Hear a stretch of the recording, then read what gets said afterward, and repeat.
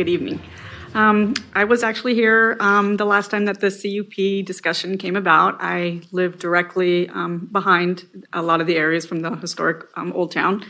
And I did have one question regarding the map that you had up regarding the alcohol bars establishments. I noticed that Babe's Lounge was not on that list, and I was curious why that wasn't included on the original report.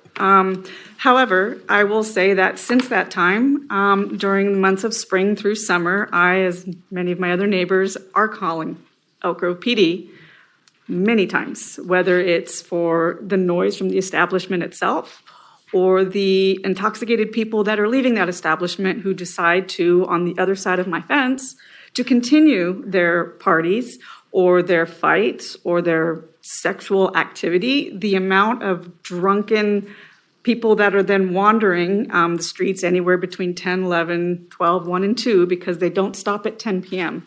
I'm not sure that everyone's aware of that. Music is continuing till 1:30, 2 in the morning. And these are the things that we have to listen to and wake up to week after week. Obviously, it's more so in the summer months because more people are out and about and are hanging out afterwards. But I don't think this is creating an environment of what we are here as Elk Grove as a community. It's terrible. I'm not sure if you've walked back down that alleyway on certain areas of Old Town Elk Grove. It's a mess. It's full of broken beer bottles. There's vomit in places. They're throwing things into our yard, into our neighbors' yards. It's not an environment that's very conducive for raising a family or a community. And we were told back when they did the 3 cups, they changed this, that the noise abatement would be addressed. However, then COVID hit, things have changed, and I can say that as of right now, that has not been addressed and is still a large issue.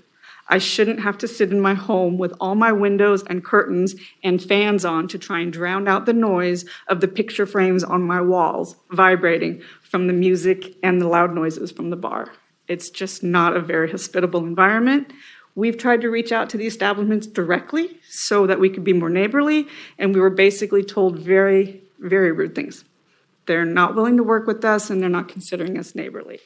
But I don't know that increasing and having more people out there with alcohol when this particular issue hasn't been addressed or maintained or managed is a good idea for our historic downtown. I just don't think it looks good for the city. And that's just my opinion. But I do want to request on that map, I'd like to know why Babe's Lounge was left off. So Babe's Lounge, they do serve alcohol. We have looked at that business. They do operate under a license that is for a restaurant. It's not classified as a bar under California Alcoholic Beverage Control. They don't serve food. Their license is for a bona fide eating establishment. Okay, I will take that up then with the licensing. But in all honesty, though, the amount of people that it brings in a very unprofessional and unhealthy environment, I don't think increasing it into the density of Old Town is a good idea. Thank you. Thank you.